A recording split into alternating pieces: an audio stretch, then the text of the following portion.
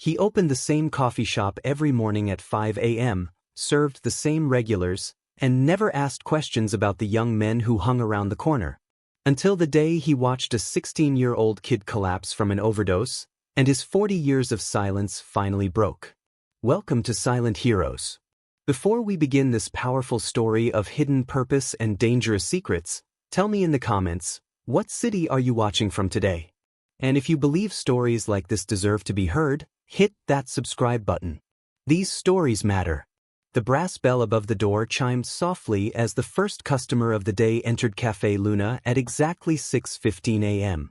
Behind the espresso machine, Hassan Malik looked up with the same quiet smile he'd worn for the past 8 years, steam rising from the milk frother like morning mist in the small shop that had become the heartbeat of this troubled neighborhood. Hassan wasn't just the owner of Café Luna, he was its guardian angel, though nobody knew it. At 62, he moved with the careful precision of someone who'd learned that every action had consequences, every word carried weight. His hands, weathered but steady, could craft the perfect cappuccino or field strip a weapon with equal expertise. But those days were supposed to be behind him. The morning regulars filed in with clockwork precision. Maria Santos, the single mother working 2 jobs to keep her kids in school. Detective Ray Coleman, off-duty and exhausted from another night chasing dealers through these same streets. Mrs. Chin, the elderly woman who'd watched this neighborhood decay from her apartment window for 30 years. Young professionals grabbing coffee before catching the subway to downtown offices. Construction workers fueling up before 12-hour shifts. Students from the community college 3 blocks away. Hassan knew all their stories, all their struggles, all their dreams. But more importantly, he knew the stories of the people destroying their community. From behind his counter, Hassan had the perfect observation post. Large windows facing the street corner where deals went down in broad daylight. A clear view of the alley where runners stashed product between sales. Acoustic tiles that carried conversations from every table in the shop. Security cameras positioned to capture license plates and faces. For 8 years, he'd watched, listened, and documented everything with the methodical precision of someone trained to gather intelligence in hostile territory. The young dealers thought he was just another immigrant businessman, polite, harmless, focused on making a living and staying out of trouble. They'd grown comfortable conducting business in his shop, speaking freely in front of the quiet coffee man who seemed to understand very little English and care even less about their activities. What they didn't know was that Hassan spoke 7 languages fluently and had spent 4 decades learning to read human behavior in ways that kept him alive in places where mistakes were fatal. Hassan had been Agent Hassan Malik, DA Special Operations Division, for 38 years before his official retirement.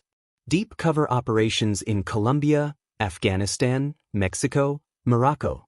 Infiltrating cartels, gathering intelligence, dismantling networks from the inside. He'd worn many faces, spoken many languages, and become many people in service of a war that never seemed to end. His final assignment had lasted 6 years, so deep undercover that even his handlers lost track of who he really was. The retirement had been necessary.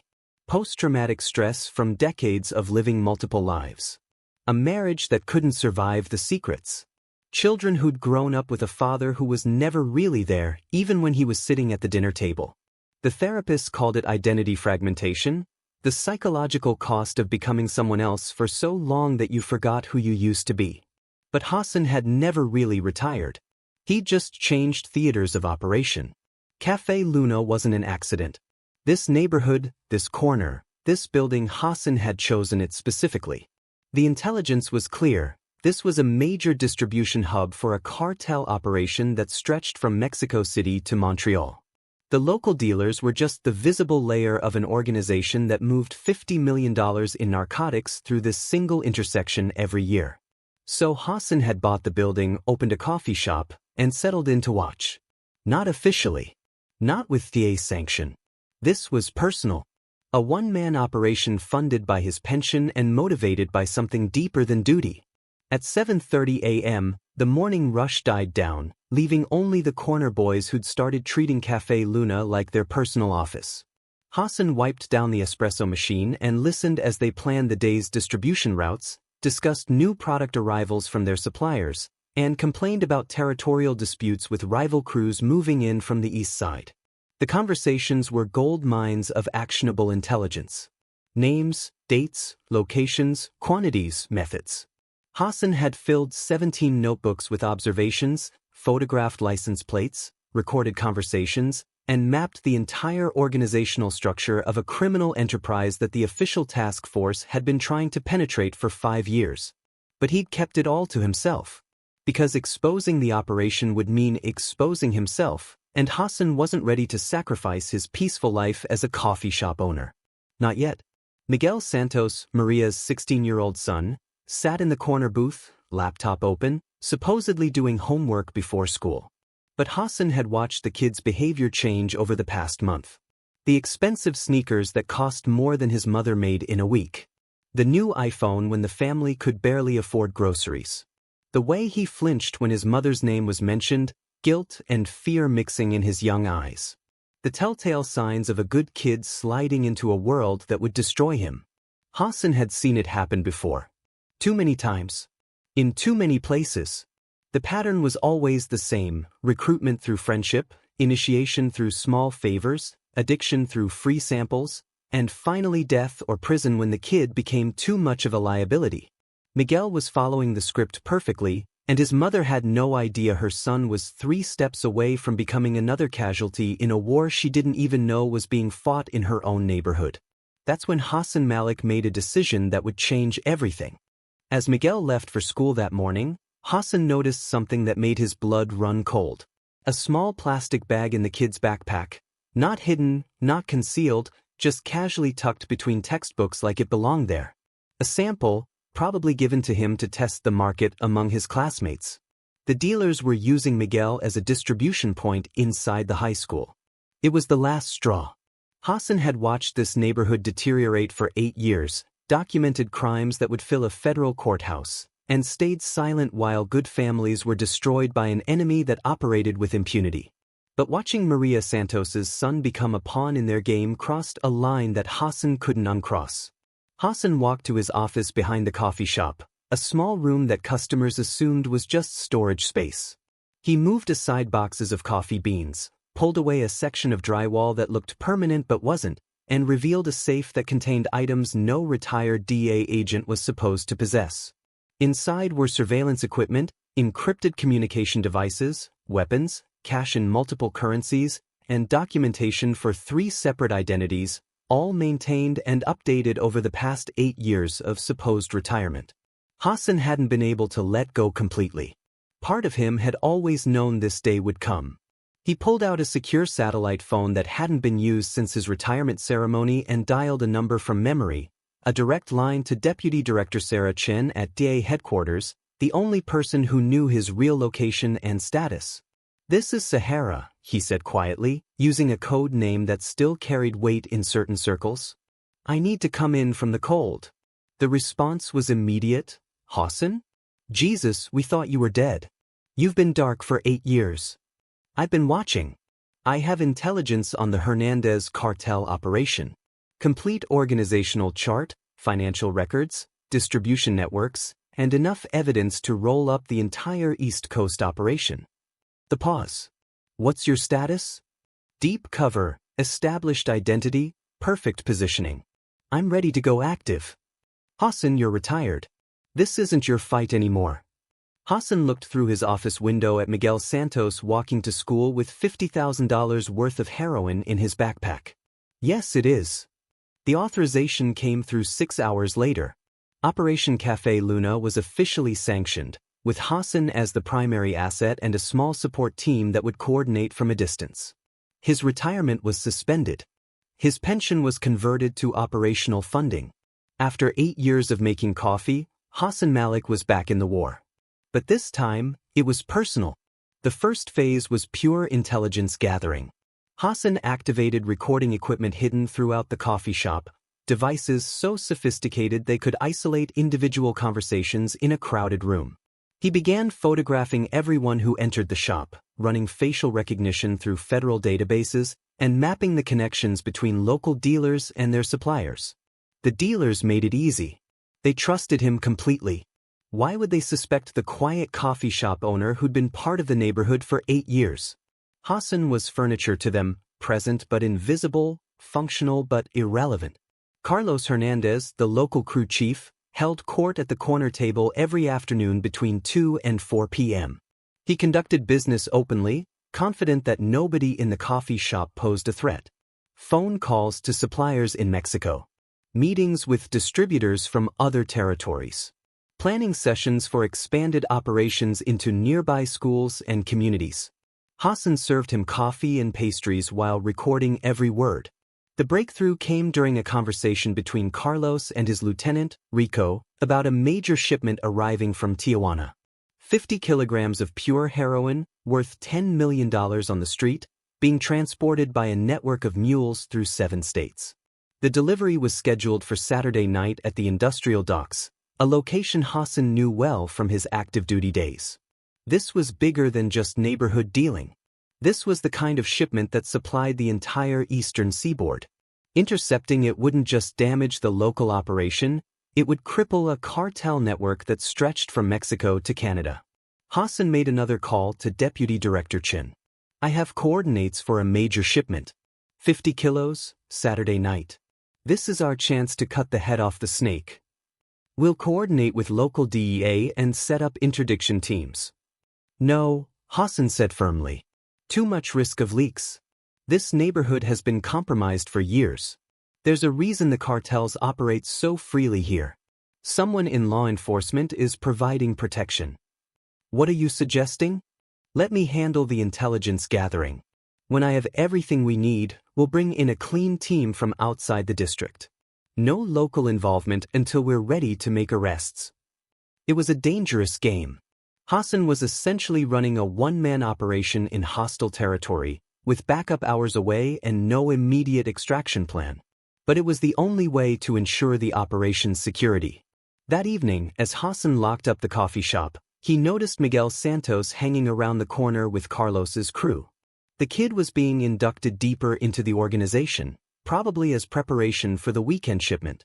They were planning to use him as a courier, someone young and innocent-looking who could move product without attracting police attention. Hassan made a decision that went against every principle of operational security. He was going to warn Maria Santos about her son. Not directly, that would compromise his cover, but indirectly, through channels that would make her aware of the danger without revealing his true identity. Some operations were worth the risk. Some people were worth protecting, even if it meant exposing yourself. Hassan had spent 40 years learning that the best intelligence operations weren't just about gathering information, they were about protecting the innocent people caught in the crossfire of wars they never asked to join. Hassan's opportunity came the next morning when Maria Santos arrived for her usual 6:30 a.m. coffee before her first job. She looked exhausted, the kind of bone-deep tiredness that came from working 16-hour days to keep a family afloat in a neighborhood where good intentions weren't enough to protect your children. Good morning, Mrs. Santos, Hassan said, preparing her usual order, black coffee, no sugar, and a blueberry muffin she'd split between breakfast and lunch to save money. How is Miguel doing in school? Maria's smile faltered slightly. He's fine. Busy with friends lately. I worry sometimes about the company he keeps. Hassan handed her the coffee and made eye contact. In my country, we have a saying, the wolf who calls himself a friend is more dangerous than the wolf who bares his teeth. Sometimes the people our children trust most are the ones who lead them astray. It was a calculated risk, just cryptic enough to maintain his cover, but specific enough to plant a seed of concern that might save her son's life. Maria stared at him for a moment, as if seeing him clearly for the first time. Mr. Hassan, is there something I should know about Miguel? Before Hassan could answer, the bell above the door chimed, and Carlos Hernandez walked in with 2 of his lieutenants. The conversation was over, but Hassan could see in Maria's eyes that his message had been received. Carlos approached the counter with his usual swagger, treating Hassan like a servant rather than a business owner. Coffee, but...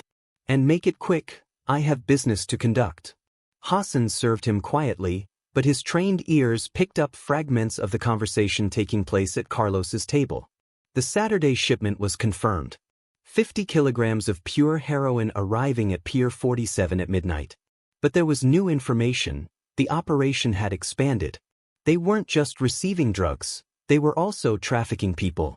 Young women from Central America, being moved through the same pipeline as the narcotics. This changed everything.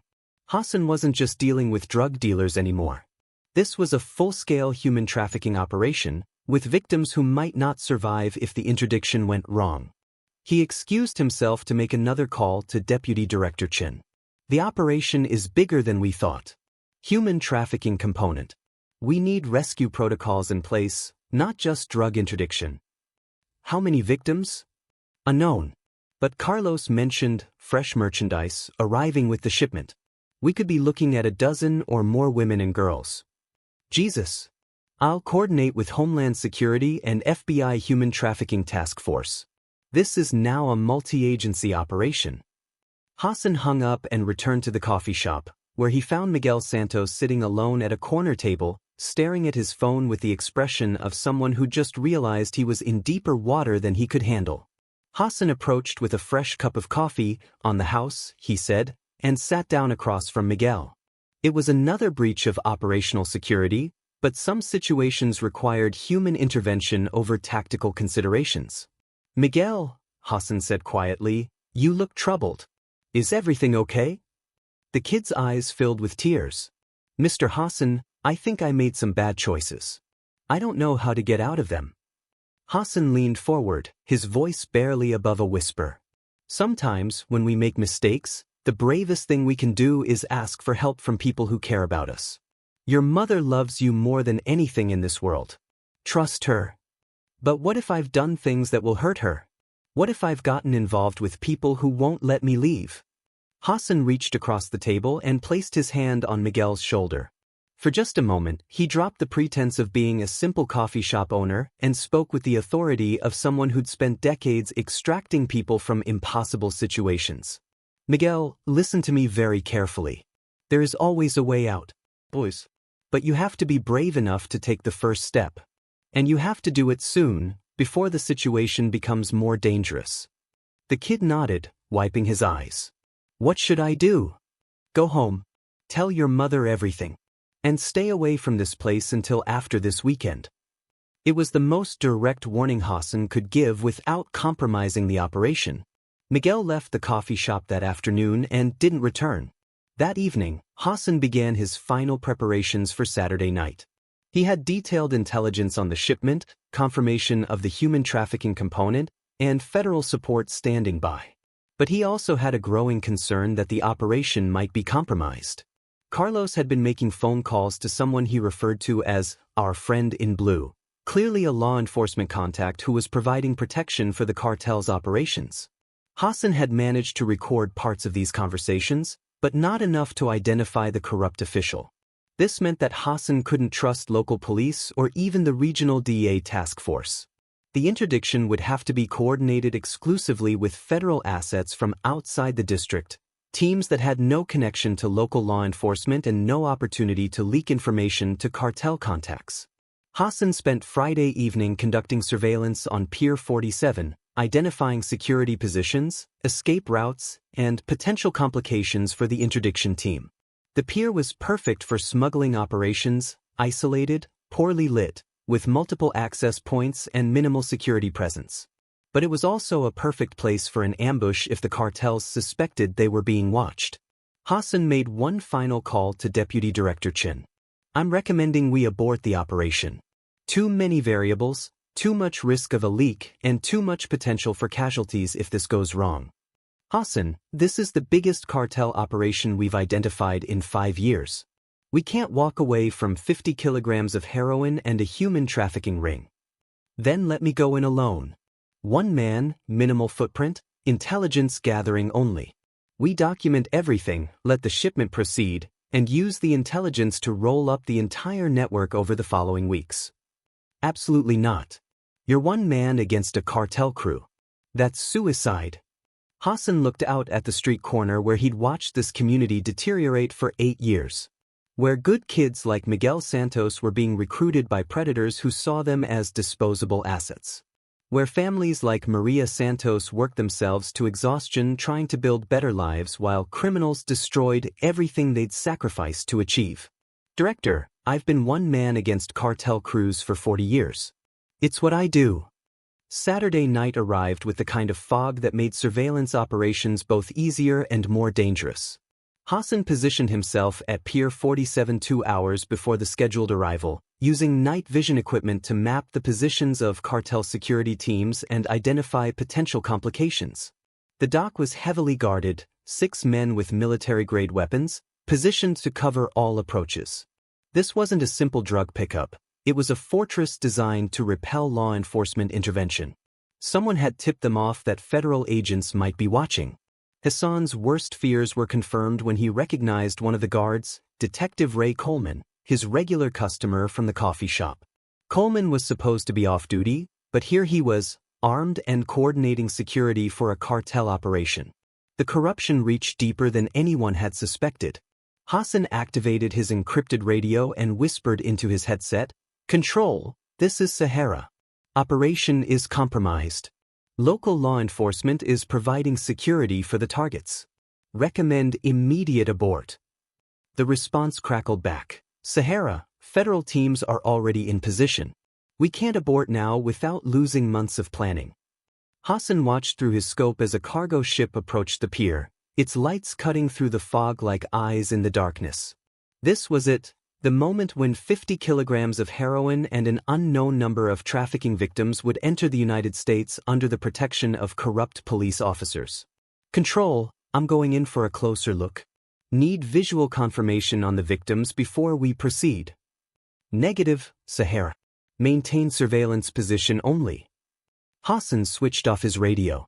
After 40 years in the field, he'd learned when to follow orders and when to follow his conscience. Tonight, his conscience was louder than his radio. He moved through the shadows with the fluid precision of someone who'd done this in jungles, deserts, and urban battlefields across 4 decades. The guards were watching for police cruisers and federal vehicles, not for a single operative moving on foot through industrial terrain. Hassan reached the pier's edge just as the cargo ship began unloading. What he saw made his blood run cold. The first container held the expected drugs, professionally packaged heroin worth millions on the street.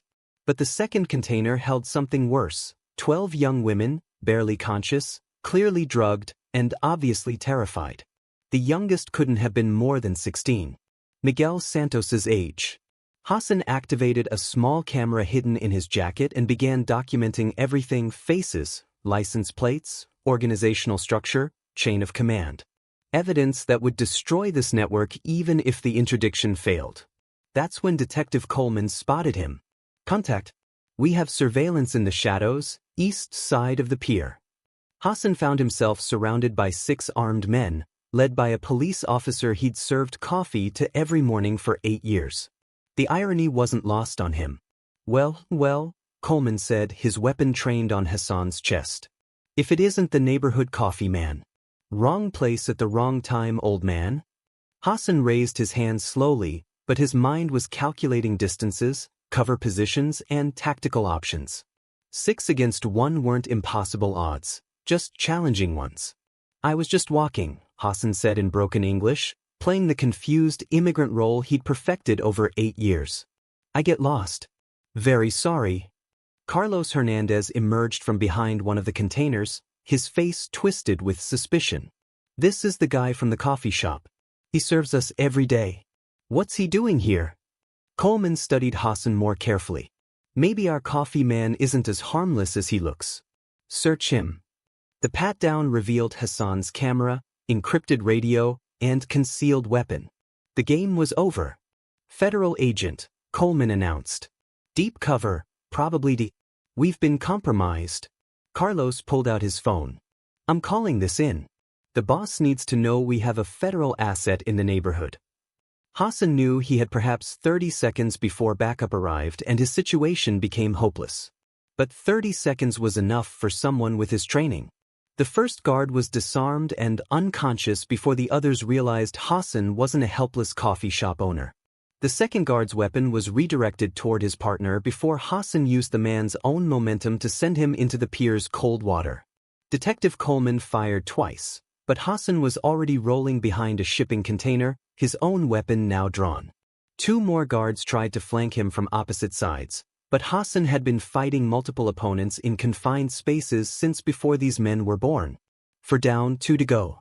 Carlos Hernandez had stopped trying to make phone calls and started trying to escape, running toward the ship with the container full of trafficking victims. Hassan couldn't let him reach it. Those women would disappear forever if the ship left the harbor. Hassan emerged from cover with the calculated precision of someone who'd done this 1,000 times.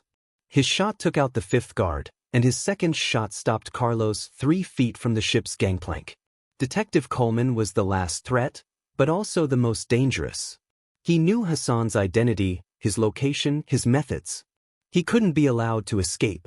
The final confrontation lasted exactly 12 seconds. Coleman had police training and years of experience. Hassan had 40 years of special operations expertise and the motivation of someone fighting to save innocent lives. When the federal teams arrived 20 minutes later, they found Hassan securing 12 trafficking victims, guarding 50 kilograms of heroin, and providing medical aid to Detective Coleman, who would survive to face federal charges for corruption and racketeering. The operation was a complete success.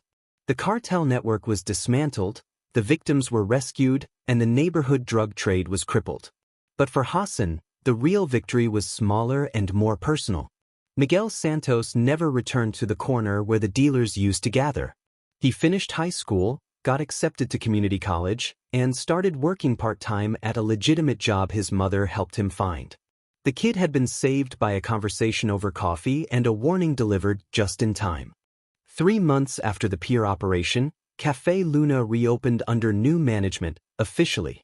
Hassan Malik remained the owner, but now everyone in the neighborhood knew exactly who he was and what he'd done. The quiet coffee shop owner had been revealed as one of the most successful undercover operatives in DEA history. The transformation was remarkable. The corner where dealers once operated freely now hosted a community garden maintained by local families. The alley where drugs were stashed became a safe walking path lit by new streetlights installed by the city. The building that once housed cartel meetings had been converted into a youth center where kids like Miguel Santos could find alternatives to the streets. Maria Santos stopped by the coffee shop every morning, just like before. But now she knew that the man who'd served her coffee for 8 years had also been protecting her son from dangers she'd never fully understood. "Mr. Hassan," she said one morning, tears in her eyes, "Miguel told me about your conversation with him. You saved his life." Hassan looked up from the espresso machine, steam still rising around him like it had every morning for 8 years. "Mrs. Santos, Miguel saved himself. He just needed someone to show him the way." The federal recognition came later. Deputy Director Chin visited personally to present Hassan with a commendation for his years of service and the success of Operation Café Luna. But Hassan requested that the ceremony be held in the coffee shop, surrounded by the community he'd protected rather than in some government building filled with bureaucrats who'd never risked their lives for strangers. "Agent Malik," Director Chin announced to the gathered crowd of neighbors, "your work resulted in the arrest of 43 cartel members, the seizure of over 200 kilograms of narcotics, the rescue of dozens of trafficking victims, and the dismantling of a criminal network that had operated with impunity for over a decade." The applause was polite but restrained. These people had known Hassan as their coffee shop owner, not as a federal agent. The revelation that he'd been living a double life for 8 years was still settling in. But then Miguel Santos stepped forward from the crowd. The 19-year-old college student looked nothing like the scared kid who'd been recruited by dealers 2 years earlier. "Mr. Hassan," Miguel said, his voice carrying across the quiet coffee shop, "I want everyone here to know something. This man didn't just catch criminals and save trafficking victims. He saved me. When I was making the worst decisions of my life, when I was about to destroy everything my mother had worked for, he saw what was happening and gave me a way out." Miguel turned to address the crowd. "How many of us are here today because Mr. Hassan was watching out for us? How many of our kids walked safely to school because he was making sure the dealers didn't recruit them? How many of our families stayed together because he was quietly fighting a war we didn't even know was happening?" The applause that followed was different, warmer, more personal, filled with genuine gratitude rather than official recognition. Detective Ray Coleman's arrest had revealed the scope of police corruption in the district. 7 officers were indicted on charges ranging from accepting bribes to actively participating in cartel operations. The internal investigation was ongoing, but the immediate result was a cleanup of the department and the installation of new leadership committed to community policing rather than corporate partnership with criminals. Hassan's retirement was reinstated, but this time it was genuine. He'd served 40 years in active operations and 8 years in deep cover. He'd earned the right to make coffee without documenting criminal conspiracies or planning tactical interventions. But he kept the coffee shop. Café Luna isn't just a business, Hassan explained to a reporter writing a story about his dual life. It's a community center. A safe place. A symbol that good people can win against bad people if they're willing to fight for what matters. The reporter pressed him about the psychological cost of living a double life for 8 years. Didn't you ever want to drop the pretense? Didn't you get tired of pretending to be someone you weren't? Hassan smiled, looking around at the coffee shop filled with families whose lives had been improved by his presence. I wasn't pretending to be someone else. I was finally becoming who I'd always been, someone who protects people who can't protect themselves. The DA badge was just paperwork. This, he gestured around the room, this is who I really am. 6 months later, Hassan received an unexpected visitor. A young woman in her 20s, professionally dressed, carrying herself with the confidence of someone who'd overcome significant trauma. "Excuse me," she said, approaching the counter where Hassan was training his new assistant. "Are you Hassan Malik?" "I am. Can I help you?" "My name is Carmen Rodriguez. I was in that shipping container the night you saved us at the pier." Hassan set down his coffee cup and gave her his full attention. "Carmen, I remember you. You were one of the strongest, helping the other women, keeping them calm during the rescue." "I wanted to thank you," she said, tears starting to form. "And I wanted you to know what happened to us after that night. The FBI helped us all get legal status. I finished my education, got a job with a social services agency, and now I help other trafficking victims rebuild their lives." She pulled out a business card. "I work with an organization that provides support services to survivors. We named our program the Luna Foundation, after your coffee shop. Because that's where our rescue began." Hassan took the card, reading the address of an office just 6 blocks away. "You're helping other survivors right here in the neighborhood?" "We're helping them everywhere. But we started here because this is where we learned that one person, in the right place at the right time, can change everything." Carmen looked around the coffee shop, taking in the community bulletin board covered with job postings and tutoring offers, the corner where Miguel Santos still studied between his college classes and part-time work, the tables where neighbors gathered to plan community improvement projects. "Mr. Malik, you didn't just save 12 women from trafficking. You showed us what a community looks like when someone cares enough to protect it. We're trying to create that same feeling of safety in other places, for other people who need help." Hassan smiled, understanding for the first time the full scope of what he'd accomplished. The arrests and seizures were important, but they were just statistics. The real victory was standing in front of him, a young woman who'd survived hell and chosen to dedicate her life to preventing others from experiencing the same trauma. "Carmen," Hassan said, extending his hand, "I would be honored if you would let me support your work. The Luna Foundation sounds like exactly the kind of organization this community needs." As Carmen left with promises to return with more information about the foundation, Hassan reflected on the strange turns his life had taken. He'd spent 40 years hunting criminals in foreign countries, 8 years watching them destroy his neighborhood, and now he was funding an organization that helped their victims rebuild their lives. Some missions never really ended. They just evolved into something better. Hassan Malik had learned that the most important battles weren't fought in jungles or deserts or government buildings. They were fought in coffee shops and community centers and neighborhood streets, by ordinary people who decided that evil wouldn't prevail on their watch. The bell above the door chimed as another customer entered, a new face, someone Hassan didn't recognize. But he looked up with the same quiet smile he'd worn for years, ready to serve coffee and, if necessary, ready to serve justice. Because some oaths ran deeper than retirement papers. Some duties lasted longer than official assignments. And some heroes measured their success not in awards or recognition, but in the number of lives they'd touched and the communities they'd helped heal. So now I ask you, have you ever met someone like Hassan? Someone who chose to keep serving long after their official duty ended? Someone who turned their ordinary job into an extraordinary mission? Share their story in the comments, because quiet guardians like that deserve to be remembered. And if this story moved you, subscribe to Silent Heroes. We're here to honor the people who fight for justice without asking for recognition, who understand that real heroism happens one cup of coffee, one saved life, one protected community at a time. Thank you for watching, and remember, sometimes the person serving you coffee has spent decades serving something much more important: the safety and dignity of people who have nowhere else to turn.